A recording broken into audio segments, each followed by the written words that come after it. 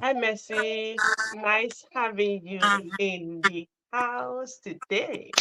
Hello, it's nice having you again as well. Yeah. Thank you so much for being such a very lovely, very pleasant soul. Thanks so much. Thanks so much. Thank you as well. And to viewers at home, those that will be joining us, those that have been waiting, I actually saw someone that have been waiting before. Thank you so much. And at any point you'll be here watching this, hearing us. We want to thank you for coming around. And so we have Mercy in the house. She's merciful to as many patients as come our way. So she's a great pain relief personnel. Sorry for coming late, like I said. Someone just decided to join us specially on the channel, and they might still be joining us at some point. Anyway, it's my daughter. She just decided to be calling the whole household on us when it was actually time to be here. So you might see her at any point in time, and I believe Mercy will be able to manage her pains if she's got any. So yeah, Mercy, we go right into it because many people are very much willing to know how to become pain management nurses. Uh, we'll be very glad for you to tell us what it is all about, how you even got into it. Then tell us the courses people can take to go into it. Tell us how soon people can get into it at places of work. Then let us know how profitable. Thank you, Ada. Mercy, people are welcoming you. See, they are showing you love already. Thank you so So much. these are the things we want to know, how profitable it is in the United Kingdom and outside the United Kingdom. Things you have associations, at that time we can join you. The floor is yours. Just spread as much as you like. Thank you Just very much. okay. Hi, everybody. Good evening, or whatever time of the day it is where you're watching from. Hello, and welcome to the channel. My name is Mercy, and I am a nurse. I'm currently practicing in the UK, and today we're going to be talking about pain management nursing. So, I am a Nigerian, for those of you who do not know, and I am internationally trained. So, coming into the country or where I am coming from, I really didn't know much about pain management nursing. But then when I moved to the UK and I was working on the surgical floor, then I had a patient who had just had an operation, and the patient was brought back to the ward. This patient had a device called a patient controlled analgesia, where the patient gets the medication themselves, Placebo. just give themselves the medication. And so this patient was still struggling in pain. I had done everything I knew how to do as at then. And then the patient was still in so much pain. So I had to go speak with my line manager then. And that was when she was like, oh, make a referral to the pain nurse. For the pain nurse come and see the patient. And I was really shocked because I really didn't know anything about pain nursing then. I did not even know there was a specialty called pain management nursing. Anyway, so did the referral, then the pain nurse came to see the patient and did the appropriate intervention, and we got the pain under control. So that was how I got interested in pain nursing. So I went back, did my own research, and saw that, okay, this is an amazing specialty that I would want to go into. And because I was already working on a surgical floor, I had exposure to like some of these devices they use in pain management. I was already looking after surgical What do you mean? patients pre-operatively, post-operatively, and things like that. I was already knowledgeable about that. So I went ahead to just do like some short courses now. If pain management is something that you are interested in, you would want to put yourself in an Go and take the advantageous program. position. So if you're not working on a surgical No floor program. and you do not have such exposures to it, something you can do is like do some short online courses that would give you an advantage so that you understand what pain management is all about, really. So I went online. A website that you can have some of these informations is read.co. So you can have a look on read.co.uk. Please, what's the That name? read.co.uk. So that's reed.co.uk.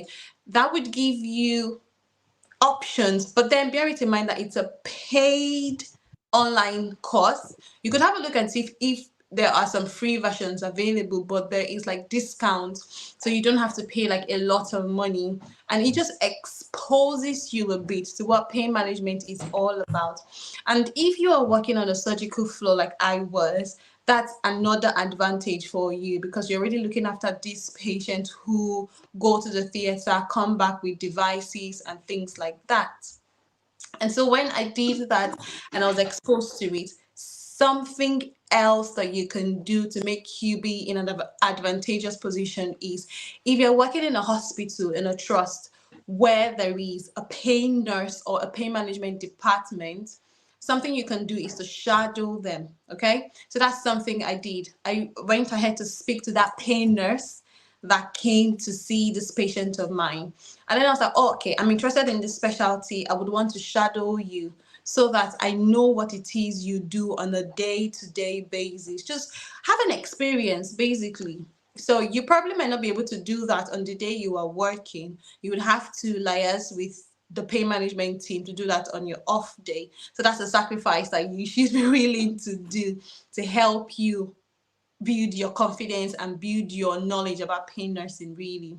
So I shadowed her as well. I did a couple of shadowings, and when I felt okay, I was a bit knowledgeable and I had the confidence, I went ahead to start applying for jobs. If you are in the UK, this is something you would want to do. So, not a lot of people are willing to just dive into something that they are not really knowledgeable about. But something I would want to say is if you have got the confidence and you feel as if you want to go ahead into the specialty, give it a shot. What's the worst that would happen? They would just tell you, unfortunately, but we move. It's not hard. We've had a lot of unfortunately, so give it a go. You can go on track jobs, NHS jobs, Indeed, all of these job sites. Apply for the jobs. Don't just apply for one. Apply for several of the jobs, and you would definitely get an invitation to interview. So I went ahead, applied for jobs, and I got the job where I am working right now.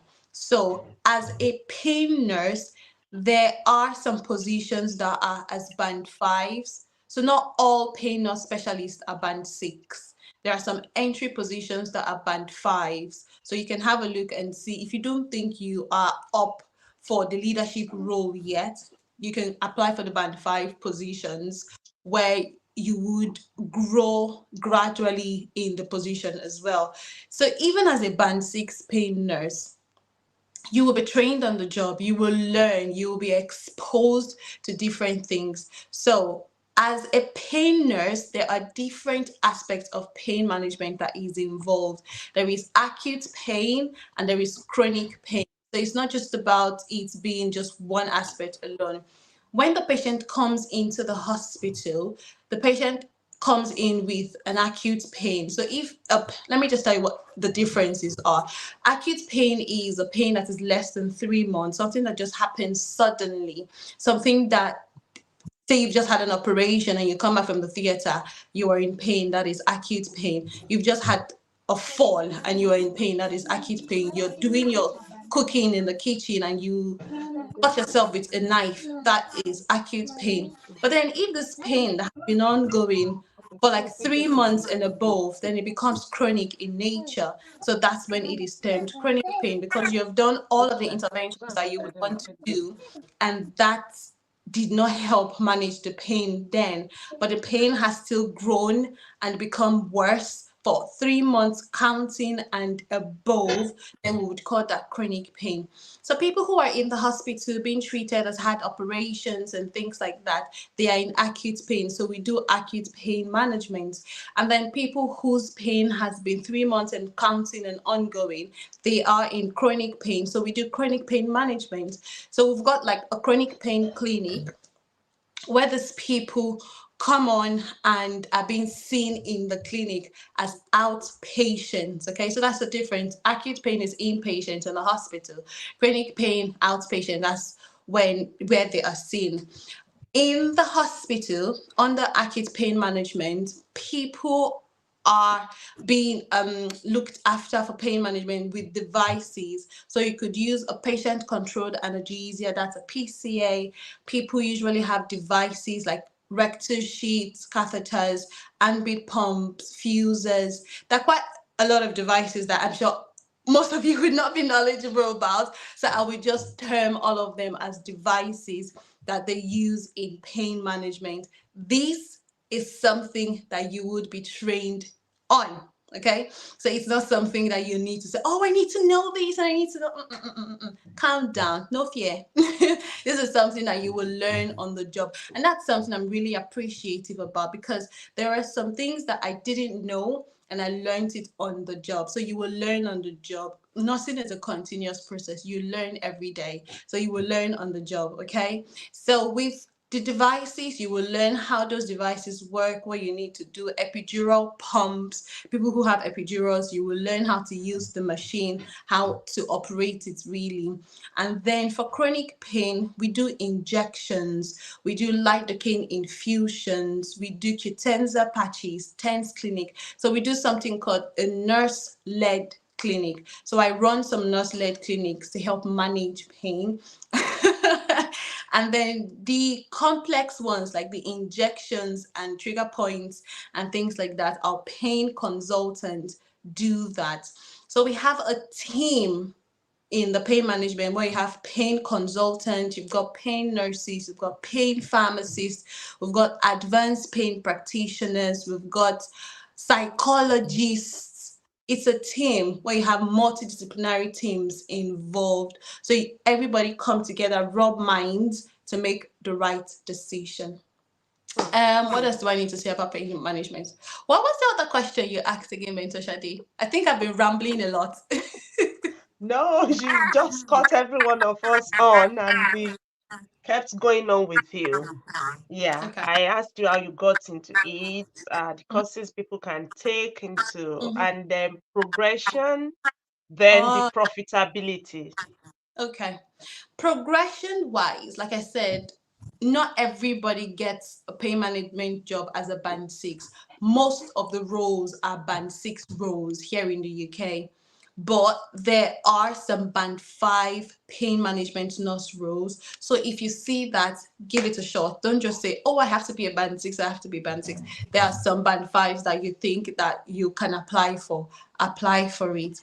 And then one thing you can progress into is as a pain nurse band six, you can become a clinical nurse specialist as a band seven. That's a band seven role. And then you can decide to say you want to go further. So some people do masters in pain management.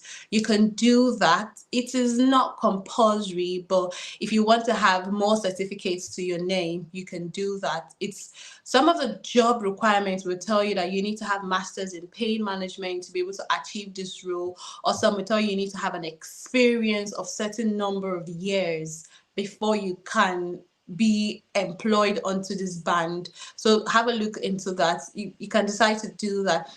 Something I need to make mention. If you are working for the NHS, there is the online mandate lessons that you can, online educations that you can have with NHS England.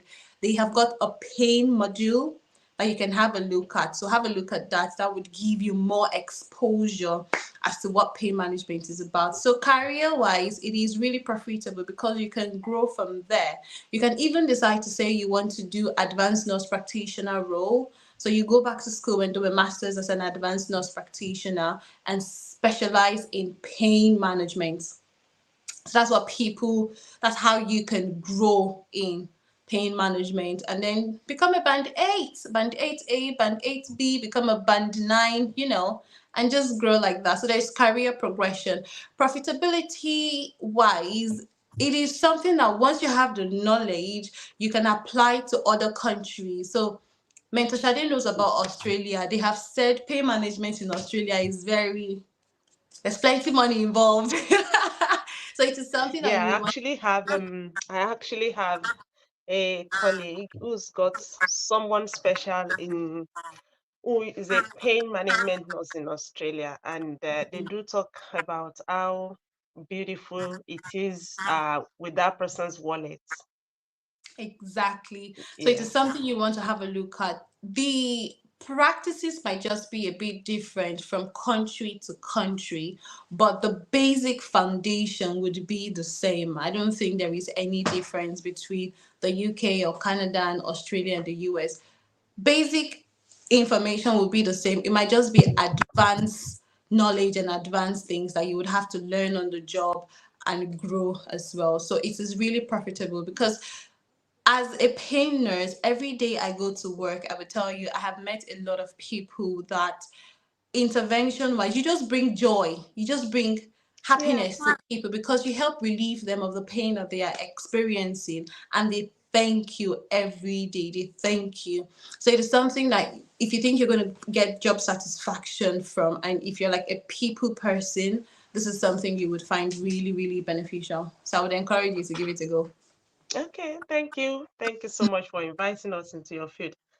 Just to do bits of prognosing or approaching, how soon did it take you to get into it? Like, how long did you stay on band 5 before Uh, you realized there is something called peace?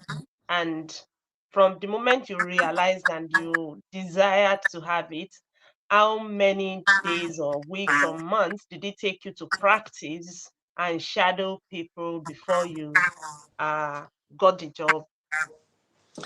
okay, so really, I was a band 5 for 2 years. Okay. And then I started the band 6 role afterwards. So I would say I was a band 5 for a year and some months, and I got interested in pain management. And then I went on to do like these courses, and I also shadowed the pain nurse in my previous trust. And when I did a shadowing with her, it was like 2 or 3 shadowings. It was not as if it was like shadowing for like a week or 2 weeks. It was just like 2 times or 3 times, and that was it really. And then I went on to start applying for jobs. The So boldness. When they saw you at interview, what was the reaction like? okay, so I did not really I applied outside where I was working. I did not apply Okay. at where I was working because there was no vacancy where I was working. Oh, But then when I applied elsewhere, it's quite different when you are leaving where you know to somewhere they don't know you or anything. So by the time they ask you questions, you answer, and it would be judged based on your responses. So if you've got the confidence, if you show that confidence, and the fact that you have done those courses online and has exposed you a bit to what pain management is about, you know the theoretical part.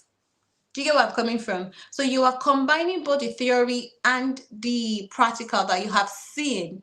So even though you are not a pain nurse, you have seen what a pain nurse does on a day-to-day basis. So you have an idea, you combine both aspects, and you answer the questions. So great, it's great. something that you should put in mind, because some of the questions, okay, maybe one tip I should give to you is some of the questions that you would be asked during an interview as a pain nurse is the usual, tell me about yourself, and then they will Hmm. go on to ask you the difference between acute pain and chronic pain, and then they will give you case scenarios of people in pain, and they would ask you what you would do if you are the pain nurse. What would you do as at that position? And people who are in pain usually have suicidal thoughts, and they become depressed and frustrated. So one of the case scenarios that they would give you is something relating to that. And then they would ask you, what would you do? So would you just allow, say you are running a clinic as the pain nurse and you're in clinic that day and somebody comes in and the person is in pain and the person made mention to you that, oh, I feel like doing so and so and so to myself and stuff like that. What would you do in such a scenario? Mm. Things like that. So you need to explore it. You need to have the right answers, the right responses to give to the questions and stuff like Thank that. you. Thank you. Hopefully, if people are interested and they can reach out to you on this channel or elsewhere, so that people should know that Mercy is a nurse. She forgot to tell us about a part of herself that is doing this. She's into YouTube, in intimating people with information that could help people to grow in all facets of life. And so that's, you can actually really uh please join, subscribe to our channel so that you can ask her questions. And if you get those trainings done, or when you're on the verge, if you need any help, I'm very, very sure that the way she's smiling, ditching this out, she will be smiling, putting you through. Thank you so much, Mercy. So, are you able to tell us what your day looks like at work? Oh, okay. So a typical day really is you get to work and then we do not work on the ward. So we have our office, a pain management office where we go to and then we have a look on the system to see who has been referred to us. I work 37.5 hours a week, which normally it is supposed to be 8 to 4, Mondays to Fridays. So you have your weekends off. But because my trust does like flexible working, I do 8 to 6 and I work 4 days a week. So we have a team of 6 nurses where we run the weekend 1 in 6 weeks. And that's because pain management in my trust is a 24/7 or 247 service, if that makes any sense. So basically it's a 7 day service where it has to be covered. So there has to be Okay. somebody every day to cover the Does it mean service. you guys run night shifts then? No, we don't. No, we don't. But it's a 7 day service. So it has to be covered 8 to 6, if that makes any sense. And then on the weekends, you do not have the full team. You have just one person covering it, and it's a nurse led service over the weekend. Hmm. So a typical day when you get to the office is to have a look on the system, see the people that has been referred to you, see who needs to be seen and who does not need to be seen. There is a pain management ladder from WHO, so WHO pain management ladder, which we usually advise the doctors or whoever the prescriber is to be aware of that they follow that pain management ladder. And if the patient Religiously. is still, exactly, and if the patient is still struggling in pain, then put a referral in to the specialist team, for the specialist team to come and do their magic and help manage the pain. Because sometimes some of the referrals we see is they do not follow this pain management ladder. So they put in a referral for a patient who analgesics have not been utilized yet. So what these patients can have first has not been prescribed yet. So we go back and tell them to do so and so and so and so first. Like it makes no sense. It's just giving us extra job, really. So what we usually advise is to have this pain management ladder followed, and if the patient is still struggling, then put a referral into the pain team. So Hmm. by the time we have a look on these referrals, we assess it. It's more like doing like a triage when you're in A&E. You see who needs to be seen, who doesn't need to be seen, and things like that. So we go through it and see, okay, this patient we can give an advice, or this person needs to be seen, or this person we can put for the next day, and things like that. And once we have done that, we have a list, just like how you walk on the ward and you have your handover. We print our handovers the day before and go through it. We have ward rounds every day of the week. So we decide who is to be seen on the ward round with either the pain consultant or with the advanced pain practitioner or with the pain pharmacist, whoever is on the ward round that day. We put whoever is complex and is more than our capacity as nurses to be seen on the ward round. And once they are seen on the ward round and interventions are being made, then we update it on our handover platform, if it makes any sense. So once those ones are being seen on the ward runs, there are some people who are just normal follow-up. So we see them as nurses and we follow them up to see how they're getting along with an intervention that has been done the day before, or people who have devices. So devices, like I said, PCAs, that's patient controlled analgesias, epidurals, fuser pumps, ambient pumps, just things like that. We follow them up and we step them down from those devices to oral analgesias, and once their pain is well controlled. And so once we have done all of that, we come back into the office and do proper documentation. So you have seen so and so patients, you need to document to say, I've done this is the plan, inform the nurses as well. Because if you do not document it, you did not do it. So we need to document. And once that is done, we update our um handover platform. We have a platform where we do all of our patient details and everything to print out our handover. And once Hmm. we do that, there is something called like a spinal follow up. So we do like a spinal follow up in my trust. I'm sure not all trusts does that, but we do like a spinal follow up in my trust, where people who usually have spinal anesthesia the day before doing an operation, we follow them up just to ensure that they're not having side effects to the anesthetics that they have, basically. And once we do that and it's time for a break, we go on our break. We need Hmm. to eat. We're not, I don't know, but we need to eat. So So you you are go the on. guys that are chilling in the NHS. So No. what does your patient caseload looks like per day? Well, it depends. And it depends on the season, the time of the year, and things like that. So sometimes when we have a whole lot of number of people to see, we could have up to like 30 patients to see in a day. That is a lot. On some occasions, we could have as less as five. We could have as less as three. So it differs. On some occasions, it could be more. On other occasions, it could be less. Like now, our current caseload is like 22. So like today, our current caseload is like 22. So it differs because now is winter. A lot of people are coming into the hospital with falls and things like that. We see rib fractures where we do a block for them. Oh yeah, nerve blocks are things that we do as well. We do blocks for them to help with the rib fractures and things like that. So we have a number of falls now. The floor is slippery. People are falling down. So we have more patients to see. So it Hmm. differs. It's not constant. It's not stable. Okay. Thank you very much. People talk about toxicity, discriminations on the ward a whole lot. So, Okay. yeah, you being on that other side of clinical exposure, some of us are not no clinical at all, but you guys are still clinical. Mm-hmm. How does it come across to you guys When you internally and outside there with the patients? when you say exposure and toxicity, what do you mean? So, okay, this workplace is toxic. This workplace is these places they are discriminative and these, or maybe sometimes you're assessing a patient. In recent times I've been assessing patient that would say, I want to talk with someone who speaks English. So, what am I speaking if I'm not speaking English? Those things don't even bother me.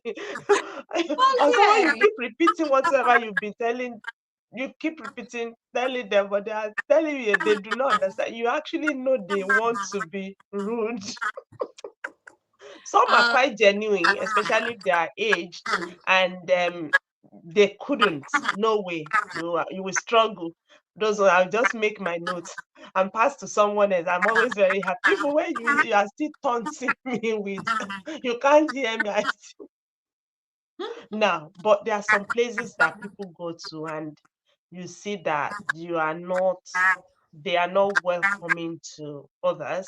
We do assume at some point that is because the face to face, the real rush on the world the workload is heavy. Maybe that's why it's like that on the main ward where people do all the touch, touch, and touch. Now that you are not really doing the real touching, real consistent contact, what would you say about your workplace exposure? Is it welcoming? Are they supportive? Would you do you feel anything that you want to like, oh, I don't want to talk about that. I don't want to talk about that. Okay, starting a new job, you would need to adjust because you're Okay. moving from one environment to another. You would need to adjust. So it's more like the phase where you sit down and you learn how things are done with the department or with the team that you were working with. With me, I was really lucky because the people I am working with are amazing people. The support was really great. And so they helped me adjust easily coming from the ward and moving into a specialist position. So that's something that not everybody would get. So I didn't have that whole form of saying being toxic or the exposure was not so great and things like that. If for any reason they made my adjustment process, my adaptation really smooth, and then it went easily without any trouble or any hitches like that. For the patient's point of view, there are some patients with, say, communication barriers, because I've had to review patients who are Polish. I don't speak Polish. I don't understand anything in Polish. Yes, it's So language line now. exactly. So in things like that, it's either you use the translator or you use like the Google to just understand what this person is saying. From the other point of view, I've had a scenario where I went to see a patient one day and I was asking her, okay, have you had your paracetamol? Have you taken this medication? Have you taken that? And then she was like, what is paracetamol? I was like, Yeah, she said, no, it's not paracetamol. That is paracetamol. I was like, they do okay. that a lot on the ward. I was like, okay, so if you are You'll be someone like, that now this one touch your body parts. exactly, but I did not get pissed. I did not get worried because as long as you understand what it is I'm trying to say, that's what matters. We are trying to have an understanding and to see what is the best way to manage your pain. So as long as you understand what I'm saying, that's what I'm happy about. So with the whole environment being toxic or the exposure not being so great, it's been good on my own end, and I hope it is good on your own end too when you It's been become a very, pain very nurse. good, and not like being non-patient facing. I think it has very big advantages. You guys are still patient facing, but it's not as fast paced as you rushing to put on IV fluid, you rushing to ensure that someone who is about crashing, you are pushing the crash this, and some Yeah. people are dead, like monitoring spirits, everything you've been making effort to ensure that everything is in total. Someone is there to castigate. No, no, no, no. It's not like that when you are not On like the consistently making those speedy contacts with patients. If there's anything I've enjoyed, I think working in the 111 setting is so lovely. oh It yes. is there are challenges there, like getting into it, and occasionally you still have challenging calls. But then you knew I got a plaudit not long ago, and the plaudit was even not something I struggled so much, because some calls you really struggle through, and you even become non-compliant. The Mm. more that those calls are complex, the more the struggle. But then this one that came with a plaudit was just an easy ride. So and yeah, it's been all beautiful. Mm-hmm. Beautiful. So I can only encourage people to start looking at those specialties they believe they Yes. will enjoy. I love Mm. pain management. That was the first specialty I had contact with too. And so I was very happy when you said it yesterday. Ah, this is my person. Yeah, Yeah, thank you it so is an very amazing much. specialty, honestly, because you would have job satisfaction. You would feel excited going to work every day because you know the impact you are making into the lives of people.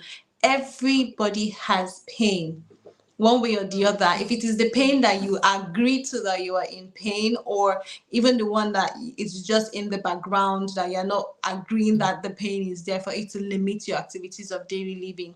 But everybody has pain one way or the other. yeah, And you now have the opportunity to help someone manage their pain. Come on. you're an That's an amazing angel. specialty. So please come to pain. We will. We will. Thank you very much. And so before you go, um, we just like to ask this. You are not doing night shifts. No. How financially comfortable does this role make you to be? Okay. First off, I would say this is person specific because I really don't spend a lot. So, what is my go to comfortability would be different from yours. Because I don't work weekends often and because I don't do night shifts, I do not have enhancements like people Yeah. working abroad do. And I get to work weekends 1 in 6 weeks. So, meaning my enhancement or my extra Saturday and Sunday is going to come 1 in 6 weeks. So that's like every 2 months, if that makes any sense. So I am comfortable because it pays my bills and I still get to save because I'm sure that's what most people would want to know. I still get to save a bit from my Right. small money that they pay me. I am comfortable. And another thing is I have a husband. So my husband helps as well. So the bill is not just on me alone, it's on two people. So I am comfortable. And I love my bed. So I do not need Oh, night oh shift. my goodness. A baby so, girl loves her bed. so that helps. If you Yeah. are someone who spends a lot, to be honest, you might not be able to save a lot as compared to how much you would want to. You will be comfortable because as a band six, you know what a band six salary is. So you will be comfortable, or band six with the NHS, you will be comfortable. It only then depends on your expenses, where you are living, if it is too expensive, and then if you want to save a lot, if you want to save a bit, and if you are willing to sacrifice on some things. So it is something that you will be able to live with. I don't do agencies, I don't do bank shifts. I just do my 37.5 hours a week and I go home and that's it. Mm, So I am thank you so comfortable. much. Thank you very much, Mercy. Thank you, family members back at home. Whether you have some questions for Mercy, I'm sure she will be very much happy to entertain the questions, supply as much answer as she can. Yeah. And please do let us know. You can type your questions on the screen, and I'm sure she will respond. And thanks so much, Ada. Thank you for staying around. Thank Thank you, you Moses, for so being much. very supportive. So if you have questions, friends, please ask Mercy before she goes. She's merciful enough to answer us. I will try as much Oh, as I can to answer to the Mr. Femi, thank you for being here. Mr. Femi is my topmost cheerleader on that my channel. He's always there supporting all my positive moves. Thank you so much, oh, sir. thank Yeah, you. house questions, please. If you have questions, questions. If you don't have questions, the recordings will be there on the chat. Okay. Did you see that, Mercy? No, Oh, that nursing girl. I'm so happy you are here. You subscribe today, and I subscribe back to you. I do subscribe back to everyone that subscribed to my channel because I want to learn from all you guys too. I know there are many things that everybody possesses one way or the other that can benefit everyone. So you guys that have not been making videos, please come on with your niche so that we too can gain things from you. Now that's nothing good. Thanks. You joined us today. You subscribed to my channel today, and I'm happy you are here. So you have question for Mercy. Mercy, can you see our question, please? Is it the part that she said, can you tell us some of the courses you did and read, please? Yeah. Okay, I cannot tell you the name in particular, but I can have a look and I will leave it in the comment section if that's okay. I'll All give right. you the specific name so you can have a look. But then Yes. there are various options, really. So you can just explore and see the one that your money can carry you to do because it wasn't free. I paid for the course. It was at a discounted rate when they were doing like promo one time like that. And this was like, I think about 2 years ago. So it's been a while now. So if it is something that you were interested in, I would say have a look. Just peruse through read.co and just search pain management. You will see different options. One tip I will give you is when you start doing the course, just put it on your track jobs, put it online so that when you start applying for jobs, even though you are not done doing the course yet, whoever is shortlisting people for interviews would see that and they would see the fact that you have professional development ongoing and you are developing yourself and they would see how interested you are in the specialty, which is an advantage for you because that way they will say, oh, this person is interested in learning and they might shortlist you. So have a look on that. You don't necessarily have to finish the course yet. So while you're still doing the course, just add it on your track jobs, on your online CV or whatever CV you are using and just say Wait, though. ongoing. Mercy, these courses I'm seeing on Read, they are very expensive, 3,000 plus or something. That's why I said when I did it, they were on discount. But I'll Yeah, have they a look. actually put there too. There are some discounted courses. I think one can Exactly. explore that. Yes, yes. So And what level of certification were the courses? it was just to give me an exposure. So it wasn't like I think one was like level 4 and level 5. Okay. So it wasn't Okay. anything serious to say they were giving you a bachelor's degree or anything. It was more like certificates and diploma. Oh, okay, fine. And I know that RCN do, if you subscribe to RCNI, they do Yes, have some courses. yes, Will yes, yes. such courses be useful It, to yes.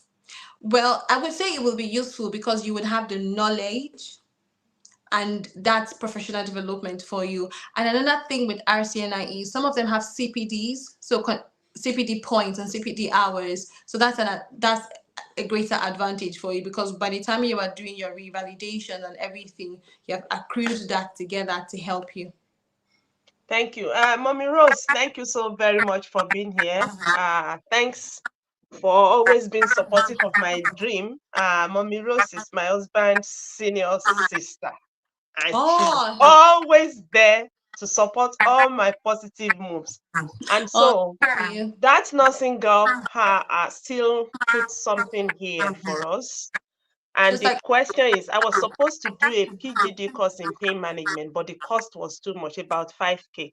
So I you will still likely expensive refer to the to the discounted courses, right?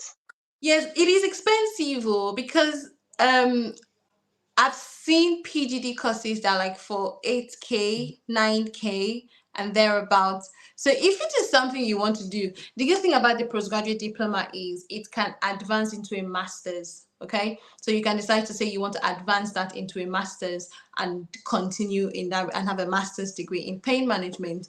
Or you can say instead of starting to have a master's in pain management first before applying for the job, I would say do the short online courses, apply for the job.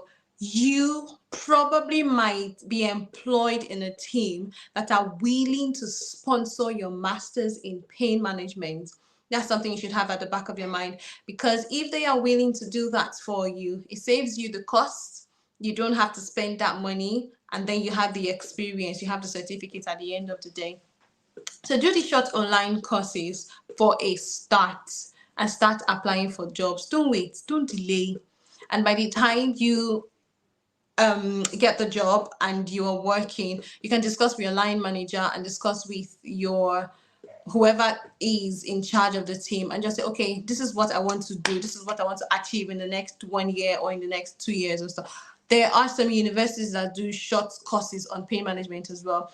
University of Birmingham used to do a short module on pain management before. I'm not sure they do that now again, because someone who works on my team at the moment said she did a short module with University of Birmingham, but I don't think they do that anymore. So that's something you might probably want to explore and see Yeah. if that's available. And I It's think we like all can explore them together. I will look out for those things too. Anything I get there, I will push on the platform. And Mr. Femi Alo is actually helping us, gingering our swagger. Mentor Folashade, you look wonderful, and your guest tonight inspires. Thanks so much for those compliments, sir. We oh. actually love your cap like that, like a Milocom cap. Thank you so much. And he went on saying, Messi, do you know any career pathway for headache management specialist? I work in stroke unit and I think I can find an advanced role in that area. What do you think? With headache management, there is a specialist in that area. So pain management, where I'm working, we do not dabble into headache management. Looks more like Although neurological issues to me. there is a specialty called headache management. So there is a headache management nurse, a headache nurse that handles that specialty on its own. What we do is Botox for migraines and things like, not the one you do for facial wrinkles or anything. No, Botox for migraines. We do that. There is career advancement, I will say, because if you specialize in headache, the only thing you will be doing, the only thing you'll be dealing on is headaches. So you probably need to have a look and see what the available jobs are. To be honest, I've not really gone online to say I'm looking for headache management nurse. I just went into pain management, not to specialize in headache. But I have seen a headache management nurse. So you can have a look on that. I'm sure it will be something you would enjoy if you specialize in, or if you're working in the stroke unit at the moment. I'm sure that is something that you would find interesting if you have a look into that. I hope I answered your question, because I feel as if it might not be clear. I think he's happy. I think he's happy. It Okay. looks more like neurological. It's going to be like what do they call those team? Yeah, those neuronal guys. The, neu- Like the Ben Carson the team neurologist. people. Yeah, You I'm probably, thinking so. I'm not sure. Could be. if you're working in, yes, if you're working in the headache team, you probably would have a lot of referrals from the GPs and from the neurological team, and it will be more of outpatient. You probably would not do anything that has to be inpatient. Unlike the pain team where you have inpatient and outpatient, that's acute pain and chronic pain. With the headache specialty, you will be more focused on outpatients. That's what you would do more, because your patients would come based on the referrals to your clinic, and then you will see them in the clinic and have those conversations and either do medications intervention or go further to do like Botox or injections or whatever it is that they do in headache management. Thank you. Thank you so much. I feel like carrying you to my house tonight. But I know your husband will find me. Thank you once again, Mercy. You've been so wonderful and you are very knowledgeable. You give so much joy. You give so much details. You are very much accurate. I appreciate you. And thank you for the very short notice. I think the notice has been less than 24 hours or something. And you dished everything out such that we remain salivating and we want more. Hopefully, we see more of you soonest. Like, And to everyone that joined us, big appreciation to you guys.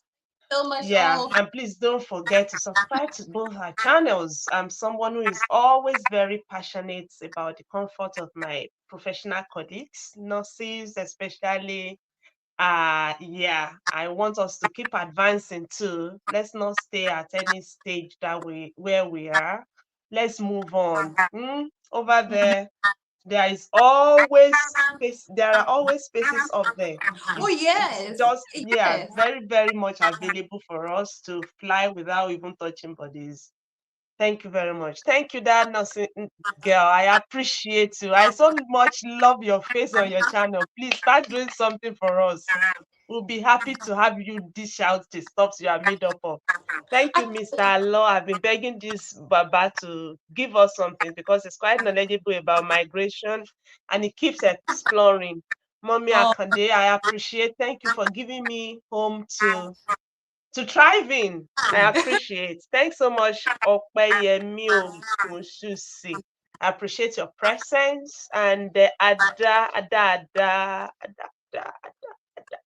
And Moses, thank you guys. Yes, see you. You will still have the recordings on the platform if you want to send to people. Very much welcome. If you want to have a recap of what's been discussed, thank you very much. Have a beautiful sleep and a very sweet dream. And hopefully, New Zealand Board of Nursing will start obeying in January. Thank you, yay. guys.